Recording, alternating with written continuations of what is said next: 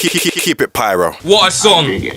Wow. That was amazing. Oh my God. Lord. Speaking to the mic, Awate, what did you say? I said wow, innit? Did you hear that last tune? Wow. As you can hear, we have our second special guest in the building. What's going on? What's going on, brother? You've been here a few times. Yeah. Welcome back. Thank you very much. And just there, we opened with what was the song? Talk to us. What was this amazing song you're talking about? Last song you heard, it's called Jules. It's the first single from my album, Happiness, entirely produced by Turkish. Full album of Decipher. Yeah, my debut album, and that will be out in February. The album Jules is out, the video is out, and it's banging. And I'm in the video. You're in the vid. Okay. I was gonna ask this later on, but I suppose I'll just go straight to that. So, you hollered at me to be in your video and play a police officer. Yeah. Was it racial profiling? You and bare white people. Yeah. Yeah, of course. White was like, no, I just want to beat up some white people on camera. Of course. I'm gonna ask my white friends. 100%. There's no way I would have let him beat me up in the video unless I was dressed as a police officer. But there's no way I would have been a police officer unless he beat me up. So it worked out. It works. Yeah. When no boy out with me, he's like, yo, man, I support the message of the video. So. No, and it's all comical as well. Like, you know, a lot of the violence is comedic. There's no real violence in it, really. Yeah. But it's like, that's a disclaimer. Man, just put no. I mean, like, there's a lot of like visual jokes. But like when the video is funny still. When people, unfortunately, no police officers were harmed in the making of this video. not in the making of the video, but I harmed lots of police officers in the making of the album, which is on record. Yeah. Like on record, like I've got 5 counts of assault on PC. Yeah. But you didn't do that though, right? I did it, and I'll bust case every time. Okay, calm down. Be careful. I did it. No, you're allowed to defend yourself. If someone touches you, especially if they are an officer, if they are someone who is paid to by the state, protect you and all that kind of crap, they're not allowed to assault you. So if someone touches you, especially aggressively, especially false detention, like false imprisonment, telling you have to stay there, if someone then acts rough with you, and then obviously they beat you up in the van later, innit, when you're in handcuffs and you can't do anything. So they're cowards. It's usually feds word against yours, but because they're such idiots, they always like they mess up their stories and all of that, as you know, in court. Court. So they can't, even though they get unlimited time to go and write their statements together, which you and your Cody do not have. You can't even talk to each other after the incident happens. They try and put you in separate vans and that kind of stuff. So when the beginning of the video starts off with based on a true story, and you see some of the things in the video narratively happen, and then especially I never even thought that. So I'm actually playing a police officer that you beat up, yeah? Like especially that part where it's the fighting with the police and then emerging at the end with Happiness, which is the name of the album. It is based on a true story. I had to fight the police to make my album. I had to fight the police and fight them in court. I had to fight the Crown Prosecution Service to be able to find happiness, to make happiness. Wow. Hey, what's it like being an independent freedom fighter? Yo, you went hard just now. Man said he defeated the police, the CPS. You know how happy that makes all of us happy. That's happiness for the room. There's man of me on my ends that don't even know about it that are happy when they listen to this. No one's. Well, and the last line of the song, ask around from the Crown to the Metropolis. So from the Crown Prosecution Service to the Metropolitan, the police. What are they called? The constabulary of the Metropolis, right? Pigs. Yeah, the feds, the Metropolitan Police. Ask around from the Crown to the Metropolis, I reign over the lames like an Eritrean obelisk. So, like, bars. Do you know what I mean? That's what it's in reference to. And if we get if we can, just a tiny little bit deeper, the chorus of the song, which is people want to hear me drop my sounds, police want to lock me in a concrete hole, catch me in a venue in your town so I can still stay on the road. I wrote that while I was on bail. That whole album was made the 2 years. The 2 years that I was on bail. I know. Man closed his eyes when he was singing that as well. I know people can't hear that. So I can anyway. But I wrote that while I was on bail, and then after my cases, I wrote Uncontrollable Dopeness from my last project Shine Ancient, which I made afterwards, but it came out first. And the chorus of that, the intro is uncontrollable dopeness, playing with me is hopeless. Bust case 4 times and I'm still on the road with a bit of damage to my soul. Though I got a bag of dopeness that you can't control. So both the lyrics and some of the notes are references to the chorus that I made earlier in Jules. Okay. But I knew it was coming out later. Okay. You don't mess about with this thing. Years later. That was deep. Alright. What is the biggest obstacle of being an independent artist? In the United Kingdom, it is nepotism, people helping each other out because they went to the same school as each other, because their parents know each other. That's you. No, but by the same school. By the way, remember we went to the same school. Yeah. But I was rapping since I was 13, and I killed D Real twice when I was 15. Yeah. I proved myself. I know in the you. UK. I'm 26. I know you from them times. I don't know you from 26, school. and I proved myself in the UK. I'm not here because we went to the same school. Burley works against you in this. When I mean people who went to the same school, we're talking about private schools in this country. Okay. They're called public schools. And we call schools that you don't have to pay for state schools. We went to a state school, but people who went to public school, which is private, because this country is mad. They put a K at the beginning of the night just so foreigners act like idiots. Like, do you know what I mean? Like at the beginning of knife, just so like it's a closed society, innit? Anyway, but public schools, which are private. If you go to them, then you help each other out, whether it's in other businesses like trying to ruin the world through like economics, or through an environment, or through I don't know, whatever. But in music, something that I think we have all faced is that these people went to the same schools together and their parents know each other. And so the Brit school as well. And the Brit school, which is not a private school, but it works like a grammar school, like a selective grammar, is somewhere where, now increasingly rappers are coming from. And with just immediately getting record deals, immediately getting agents, immediately getting shows. What rappers went to the Brit school? I'm not. Come on, man. You know what? It's on Wikipedia, man. Yeah, I know. Google it. You will be surprised. Shout out to Bashi. The amount of artists. I think I knew Bashi went there. The amount of artists that went to the Brit school, and the amount of people right now, maybe even my peers, who have come out and who you're like, wow, how come their name is on bus stops? How come they're on tube stations? Is Loyal Kana from the Brit school? Yeah. Elliot says yes. You'll be surprised how many artists. Awate just is refusing to confirm any of these things. You'll be surprised. Yo, I was thinking about him because he could come out the blue and I only know one of his songs. I was thinking, he's probably Brit school. But Alright, what's the biggest advantage of being an independent artist? Freedom! Obviously, come on, that's the biggest answer ever. You can do whatever, but it means that no one's gonna buy it. Do you know what I mean? No one's like, and you have to self-finance everything. Like, being an independent artist is expensive. It's expensive. The thing is, you can do things to make sure that it's not. So if you've got an internet connection and you've got a little bit of time, you can teach yourself how to make videos. You can teach yourself graphic design so you can make your album covers. You can teach yourself web design so you can make your own website, and then you can make money off e-commerce on your websites, all that kind of stuff. If you have enough time, you can teach yourself marketing. If you have enough time, you can teach yourself PR, and you can teach yourself how to write press releases, and you can teach yourself how to engineer, how to sound engineer, how to produce, how to write songs.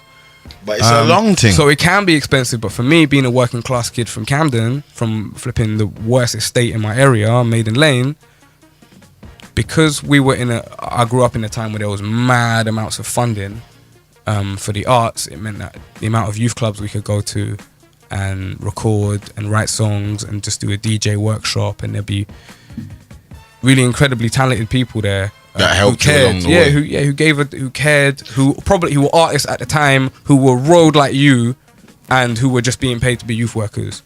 And like literally the amount of places that I went to, the amount I got to go to the London School of Sound. I got my sound engineering qualification when I was 15 from the place where Pink Floyd made The Wall. Do those things still exist in the area? As we know, no. Like, come on. Like, since 2010. I was just going to say that I prefer Maiden Lane to Crescent. But anyway, carry on. How come? Right, you're gonna get yourself in trouble, man. It's just how I feel. Actually, at the end of this place, there is beef between estates in Camden again and ends in Camden again. And something my little brother tells me is, whenever he hears about something happening, someone getting stabbed, someone getting hit up, someone getting rushed or whatever that he knows, he thinks about my song Displaced, where I just say Maiden Lane, Agar, Peckwater, Summers, QC, Combo. I can't lie, like Camden's moody recently when I walk through there, man, at night time and all that. And you know what? When all the youth centres closed down, it's gonna be like the early 90s, the mid 90s again, when my estate was it was just death. There was just death everywhere. There was just drug addicts everywhere. It was like sex work everywhere. Like, everything was for sale. Like in Maiden, like bikes, like whatever you wanted, you could get. Alright though, on the music front, on the topic, would you ever sign a record deal to a major label? Me? Yeah. It depends. Depends what you mean. It depends what if kind of good music came and offered you a deal tomorrow. Or XL or indie, they're a major indie. Yeah, they're still a major. Come on, man. I had mad dreams to sign to XL. You know what? Let me tell you something. I made this album, Happiness, in 2014. If I finished it in 2014, I was 23 years old when I finished it, and I'm 26 now. At the time, I was going through mad stuff, and I had mad dreams of signing to different places. Not even dreams, but just aspirations. I was talking to quite a few people that were close to the owners or A&Rs or whatever, and just saying, yeah, you're sick, we need to shop you around. I know the different interests that's around me. I know that it's not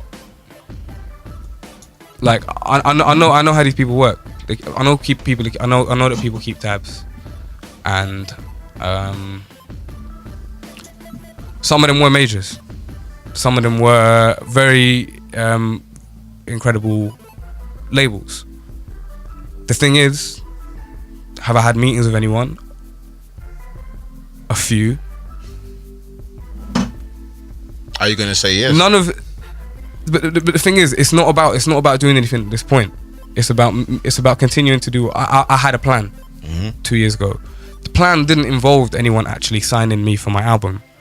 The plan involved my long-term life ambitions, which are to make music for a very long time and to make art, to make films, to make whatever. But would I sign to a record deal? Or would I sign a record deal? Would I sign to a record label? I just started my own.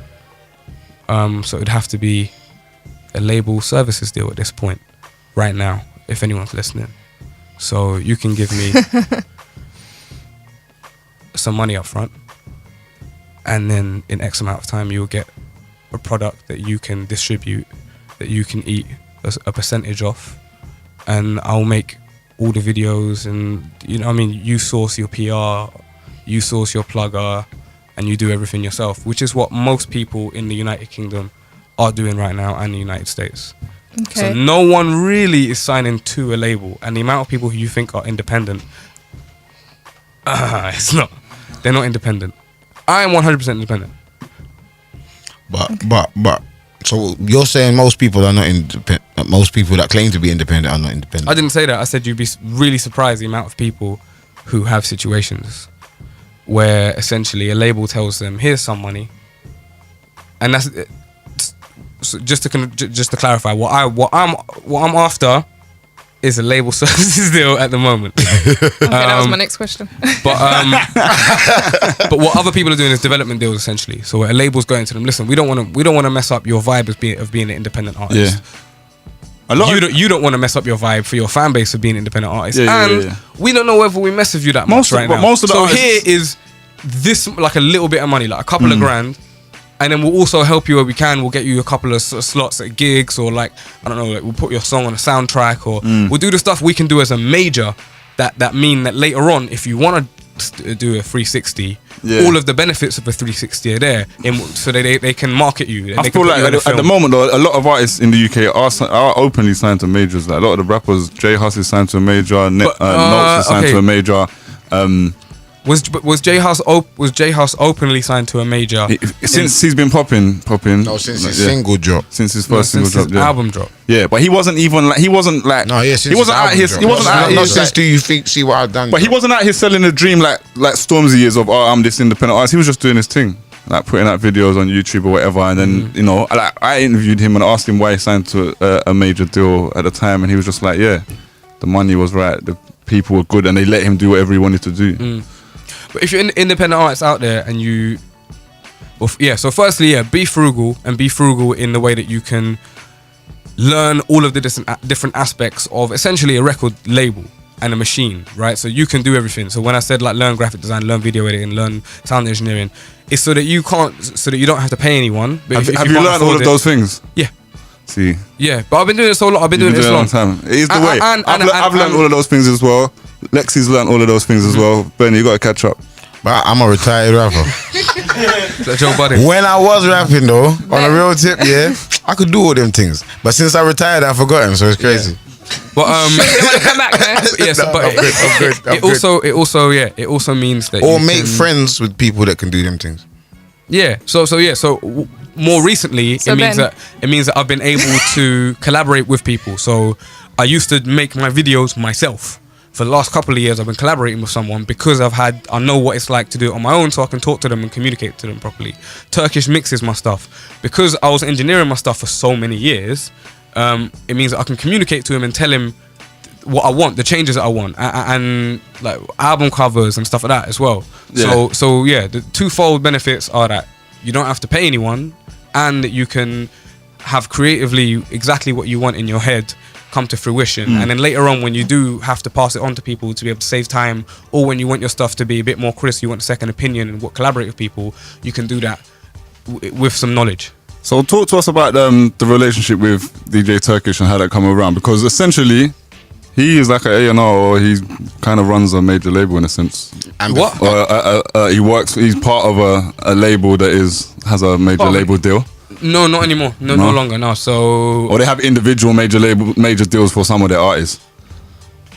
For I think one, at the moment. Yeah.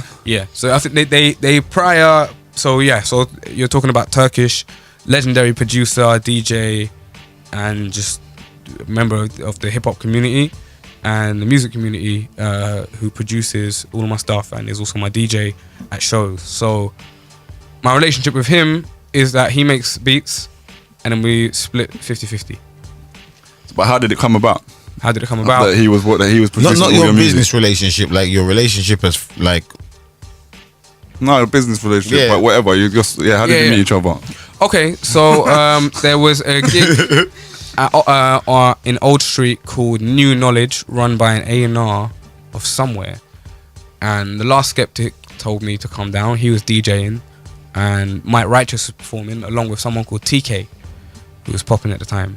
And recently I've looked at like the lineup for all of the lineups for that night, for the New Knowledge night, spelled with a K, and KNEW, knowledge, and everyone is popping. Everyone right now is big from like the lineup of that night. I went down, I saw Mike Righteous. At the end, I told Skeptic, you said there was an open mic. He was like, oh yeah, and he just threw on a beat, and I jumped on the mic and like spat a verse. And then after Turkish came up to me, he was like, yo, who are you? Like, what was that? Like, and I was like, oh, I'm a rapper, my name's Awate, blah, blah, blah. And he was like, okay, cool. And we were just chatting outside. Skeptic came, and we were just small talk for a little bit. And then I realized that he was Turkish from Decipher, because he introduced himself as Tumay at first, which is his first name, because he doesn't like to stunt that often. So his name is no, because I'm like a massive Sway fan. Obviously, I'm from Camden, so like North London. That was someone who I really appreciated, especially because it was hip hop and it wasn't grime at the time. So yeah, after that, we exchanged information. He came down to my studio in Camden at the time. I played him some stuff. He was like, "This is incredible. You have like the makings of a really good album. I would say probably a classic if you knew what to do here and there." And then we started just working a couple of beats. We did 2 beats, and then I was like, yeah, I'm deleting my album. You're producing my entire album. So then, yeah, that's what happened. What happened to the album? Sorry. What happened to that album? I sold it for a couple of years as the CD I sell at shows, and that album was like a mix of loads of different sounds that I was trying out after I'd stopped working with Comey, who went on to produce La La La with Naughty Boy, who I'm gonna go back in the lab with soon, by the way, to make some bangers. Where do you think the hip hop genre right now is in the UK scene? It is. It's doing better than it was last year, and hopefully next year it will be doing even better. Okay. With the inclusion of me at all of the award shows and all the events.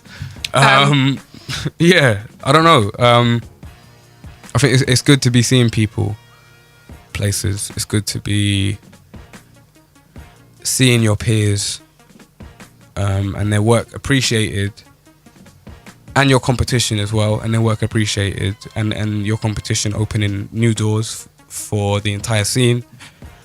I think on a larger scale, for me, seeing Daniel Kaluuya, who I went on, we got the same bus. He went to Aloysius. No one lie. He went to Aloysius. You from Get Out went Aloysius? Yes, bro, yes. He went Aloysius, and that's why he was in the sunken place. Aloysius is like the sunken place.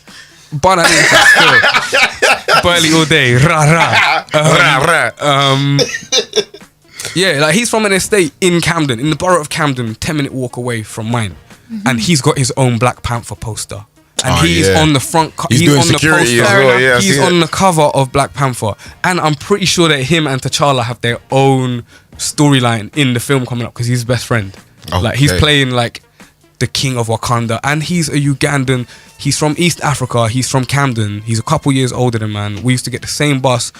Like my brethren Dusty, like who's one of the illest grime spitters ever, went Aloysius. Like for us, for everyone, it's like anything. You can do anything. Yeah. Like, yes, we can. Yes, I am salty that a lot of the biggest things that have come out of the UK recently have been parodies of the art. Mm-hmm. It's not, and even though it's not even necessarily the art that I make, it's not like they're taking the piss out of incredible hip hop that Turkish has produced. Do you know what I mean?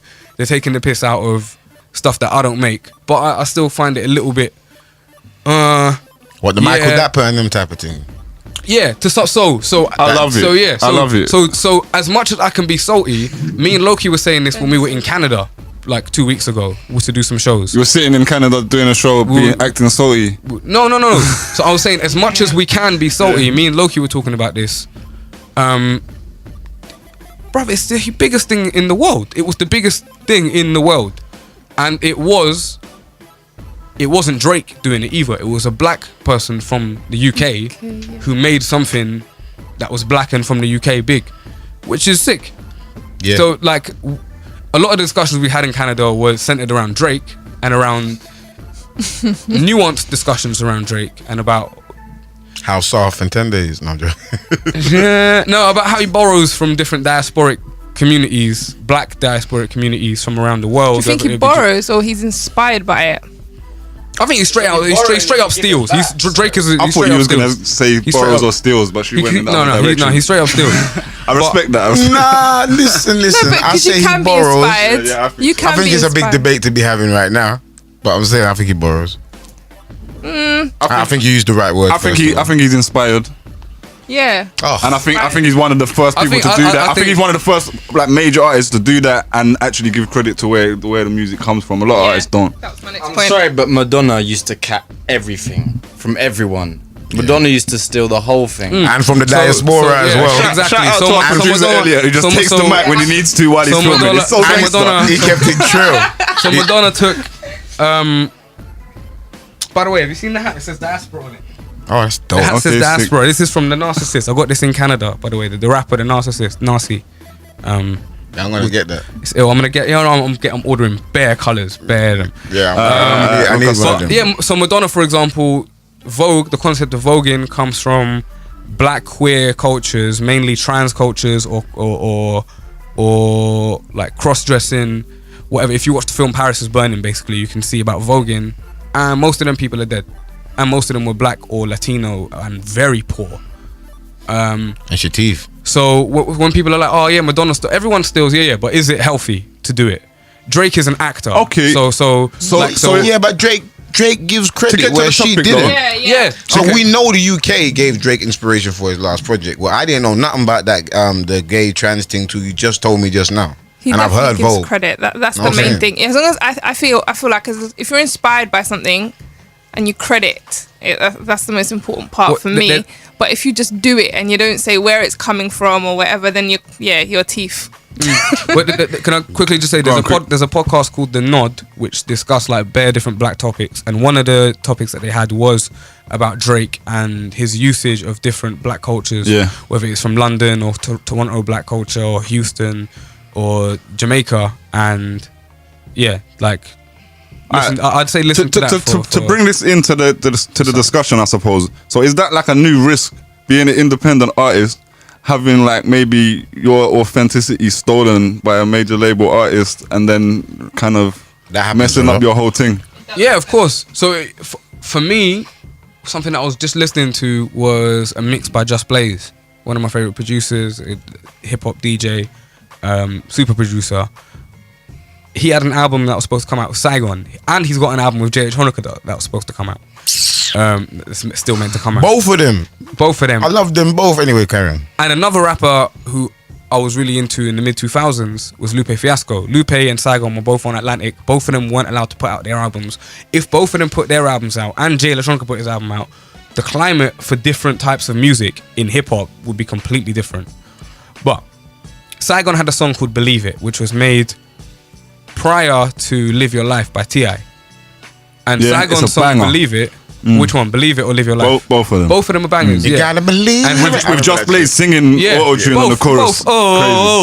It's the same format. I'd never even thought of the connection before though. So Just Blaze was working with Saigon on his album, because he signed him to his label and he's producing the entire album, and they made that song. And Craig Kalman, he's saying he was doing everything, like the head of Atlantic, to make it come out, but it wasn't coming out. At the same time, I think T.I. was on Atlantic. He got Live Your Life with Rihanna. Then Mano had All the Above, All the Above, All the Above, produced by Just Blaze. I'm not sure I even know that one. It's exactly the same chorus, basically. So yeah, something that you have to look out for is that, because no one really knows the Saigon song. But Just Blaze gave all three of them people the same record. Yeah, but it's Just Blaze's right to do it because Swizz Beatz. But I'm saying that's not like a stealing thing. Sean Proof did that for a few years ago. We ripped him for it, but he did it and he made a lot of PR. Benny Banks and Nerd did it as well. Also, they did it for a while. They're not the same record, but also like if it's a style that you've created for that year, you've created that for a year. Like Dre made 20 beats in 2006 that all sounded the same, all pentatonic piano, with some nice bass, some strings and drums, right? No, later on, so in the mid 2000s, that all got put on Busta Rhymes' The Big Bang, The Big Bang Theory, The Big Bang. Oh, that was a dope album. Kingdom Come by Jay-Z. Listen to the beats on Kingdom Come by Just Beat. Lost Ones and Minority Report. They're all the same kind of beat. Yeah. So that's I don't fault Just for doing that, but I'm saying maybe because he was part of the machine at Atlantic, it meant that he was more. Saigon was more vulnerable to being borrowed from. That Saigon story maybe is something to learn from as being in a situation where he went to a major and maybe he shouldn't have. Yeah. Him and Papoose, I don't think they should have signed. Papoose got $1.5 million though. No.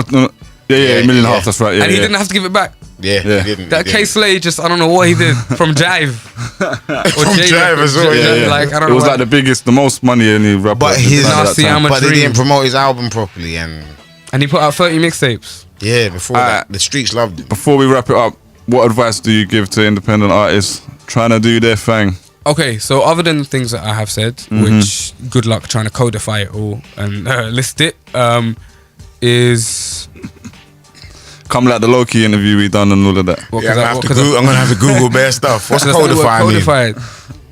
Just list officially. Nah, I know what it means. I just can't give you a definition like PPL. Yo, anyway, don't get me started. Yeah, do your PPL, sign up to PRS, but also look at alternative funding. Mobo just had a new fund with Help Musicians that they put out. The deadline was like 2 weeks after they announced it, and it's gone. But hopefully there'll be another round of funding for that. You didn't message, man. Bro, I retweeted retweeted that. Come on, listen, I retweeted it at least twice. Have you applied?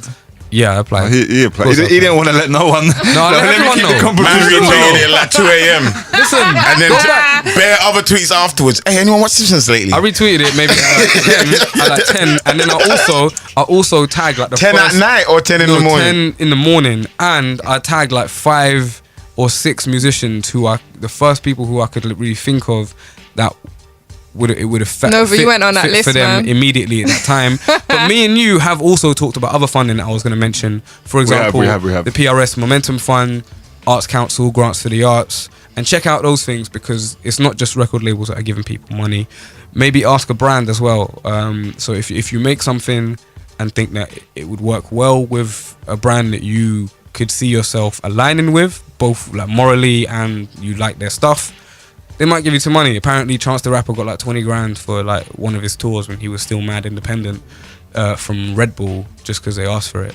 So we was literally talking about this on the way on the train here, that we need to sell some kind of sponsorship for this show. We did get an offer once and I forgot about it. From but who? yeah, I'm not gonna say. I'll sponsor the show. Yeah, Just call it the Awate show. How much are you gonna pay? You can say call it the Awate show. Yeah. Nah, that's not the type of sponsorship we meant.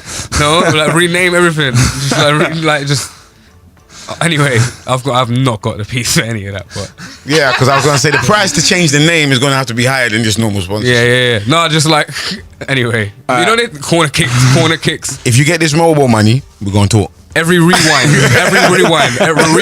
we're gonna reel it up. Sponsored by Awate. And All the bombs are just going to be your voice as well. tell us again about the album, when it's gonna come, and kind of how you're promoting it and pushing it by yourself as an independent artist as well. We don't have time for that.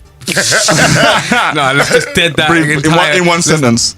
Come on, man. That's such a mad question. It is incredibly difficult. That's enough. That's enough. We understand. I have someone helping me who I'm close to and is doing a good job of putting a lot of organization into the way that I put stuff out, and coming forward as well and going forward. Yeah, it's mad difficult. But yeah, as I said, Happiness, February. I'll also be having a show at the Roundhouse on February 22nd. I haven't even announced I just it yet. noticed the other day when I walked past the Roundhouse that there's like a picture of you on the wall that's like the size of this whole wall. Yeah, it's like a life-size picture of you on the Roundhouse. It's way bigger than life size, man. And the Roundhouse is in the borough of Camden. Yeah. The borough of Camden. That's like having also, a statue of yourself. The borough of Camden also Itchy town. just welcomed in a new member of the retail community, which is the new Size shop. Look at it. Look how corporate he's getting. Which I opened with a Size session a week ago, thus continuing the narrative of me being the Prince of Camden. And I'd never heard this before. Do you mean the Fresh Prince of Camden? The Fresh Prince of Camden. Oh my, yeah, exactly. Itchy town's itchiest. He went hard. So who's the king? Charlie Sloth. The way man, what he still looks confused. He's confused. He's like, what? Are you mad? Sorry. What? Mr. Muhammad. Yeah. Basil. Yes. Anyway, that was an inside joke. It was a good answer. Pick up the Charlie Sloth. Invite me to Fire in the Booth. Yeah. How important are them kind of things? I think. What do you think? They're mad. Look at the amount of views. I think. Yeah, I think it's good. Yeah, it's really important. And what I was saying before was, in terms of the things, UK culture becoming viral and becoming popping around the world, RS, People Just Do Nothing, and Big Shaq, they're Fire in the Booth for viral. Yeah. And it's just about hopefully maintaining the quality on the other side, and it's not just a joke that people are rapping here. Yeah. Has People Just Do Nothing got a Fire in the Booth? got a lot of them kind of things. They haven't got they've got like Target live one or something, lounges. man. They done one of the most and stuff amazing like that. interviews on One Extra One time though, when they said they invented grime and all that. Dope. Their remix of Oh No is pretty fire.